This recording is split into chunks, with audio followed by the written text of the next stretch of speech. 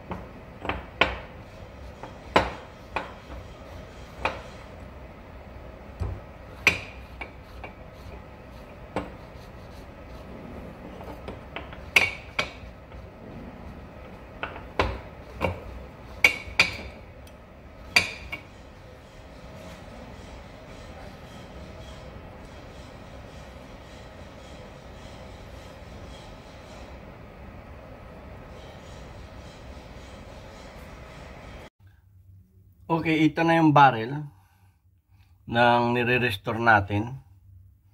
At ang ginawa natin dito ay cold blowing. Itong kanyang receiver, itong frame receiver ay ginawa natin ng hot blowing. At hindi ko ina-advise na itong barrel ay i-hot blowing sapagkat maapektuhan yung kanyang pagka-straightness. Yung kanyang pagkakatuwid, maaaring siya ay bumaliko ng konti. So, ang gagawin natin dito ay cold blowing. At itong procedure na ito ay, kumbaga, pan-DIY ito. Meron tayo ditong chemical na aluminum black. Meron din tayo na super blue. At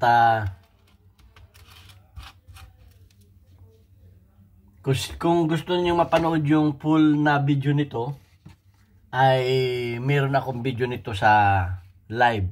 Ginawa ko itong live kanina. At kung gusto niyo mapanood yung full na video niya, pwede niyo siyang mapanood ng full. So, papakita ko lang sa inyo na ito lang ay ina-applyan lang ito ng gamit ng pagsaswab na gamit ng bulak. Yan. Apply lang ninyo lahat yan. At kinakailangan tayo ay may glove. Kasi yan ay chemical.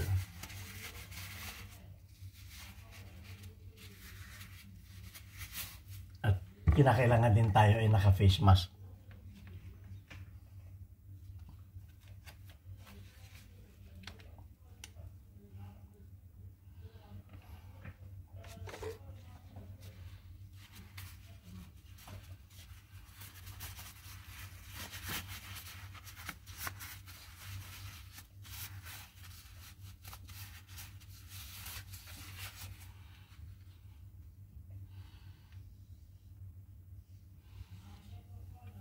At kung gusto niyo maging rust bluing, ay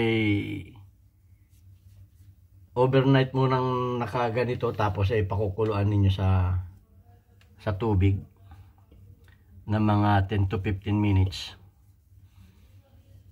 At uulitin ninyo na mga 2 to 3 times. Kaso medyo matagal yun, kaya ganito na lang ang ginawa natin. Hindi na natin pinakukuluan, kundi ito na yung last coat. Kasi na-coat ko na ito kaninang umaga ng 2 beses. So, ilalas coat na natin ito ngayon.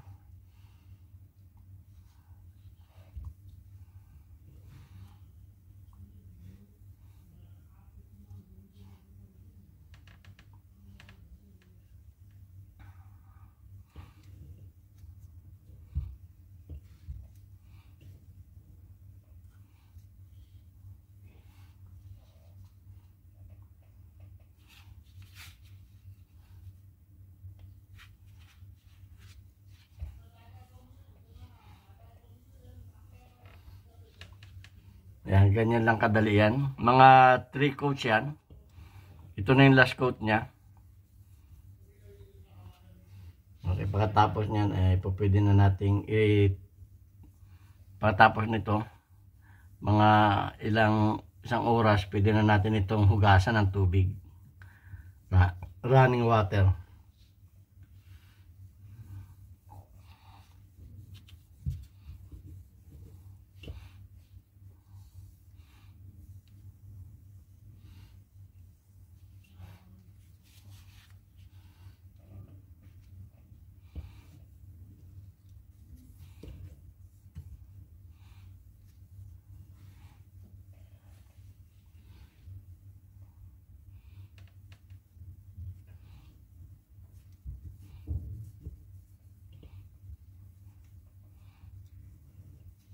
Ayan, ganyan lang siya kadali.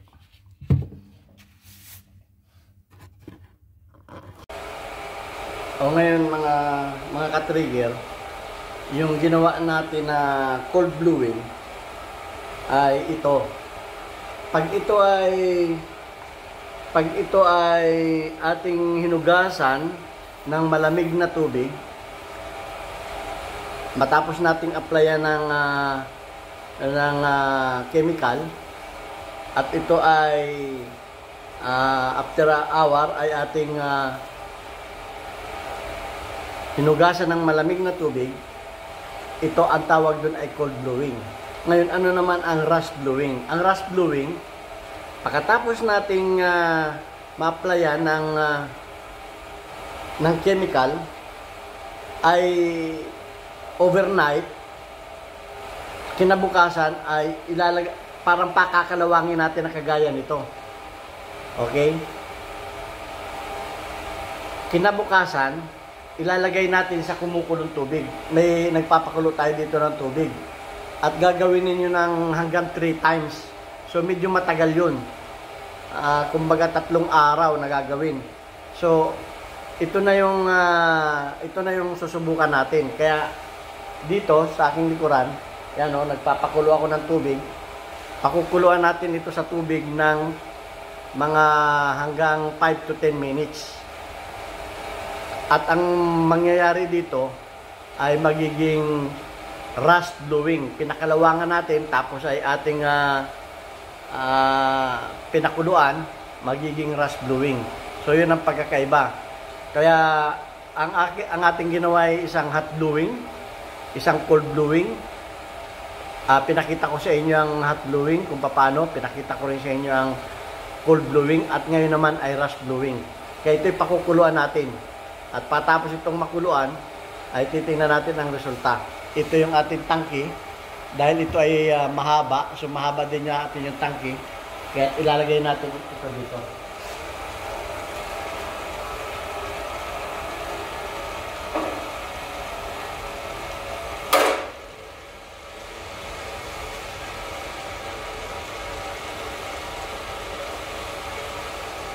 So, hintayin lamang natin na kumulo siya ng mga 10 minutes.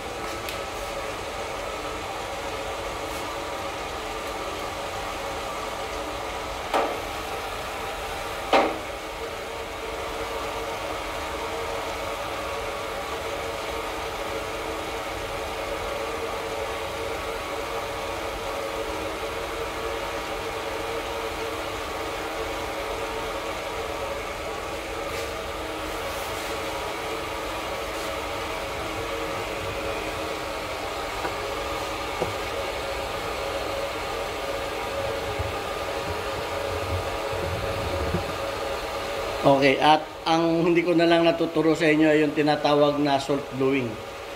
So, ayan na siya. At mamaya, papakita ko sa inyo ang resulta.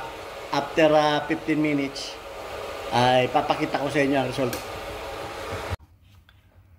Okay, ito na yung resulta ng ating pinakuluan, yung rust blowing. At atin na siyang lilinisan. Lalangisan na natin siya para matanggal na yung kanyang mga kalangkalawang. Okay. Tingnan natin ang result.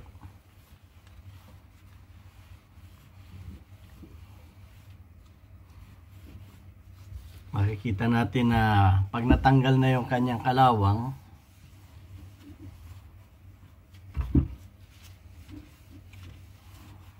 ito na.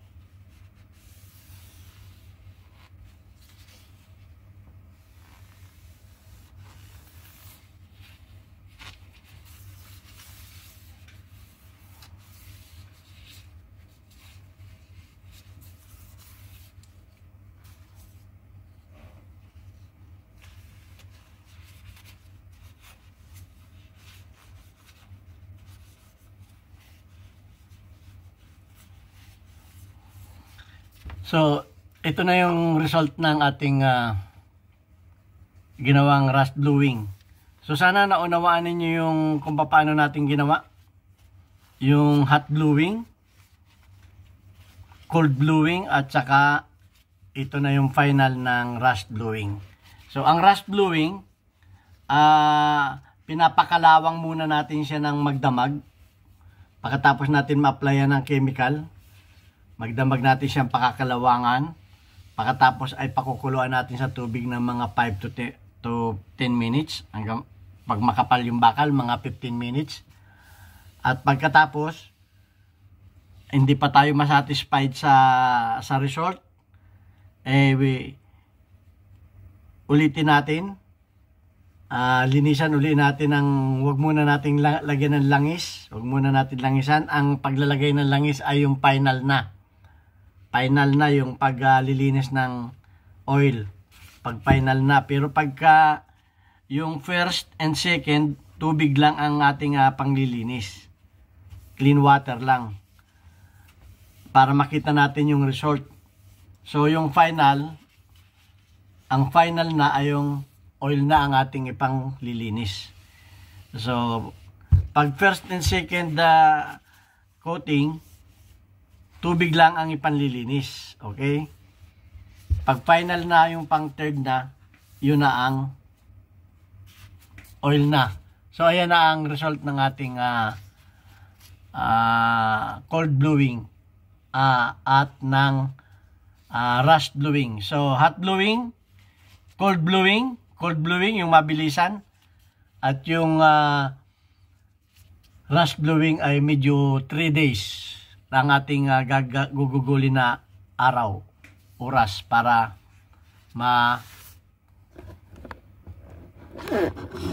ma-perfect natin yung result. So ito ang inyong Pinoy Firearms Instructor. Sana may natutunan kayo sa akin at makatulong ito para kayo ay hindi na maghanap ng mga gunsmith na magbublo ng inyong mga baril.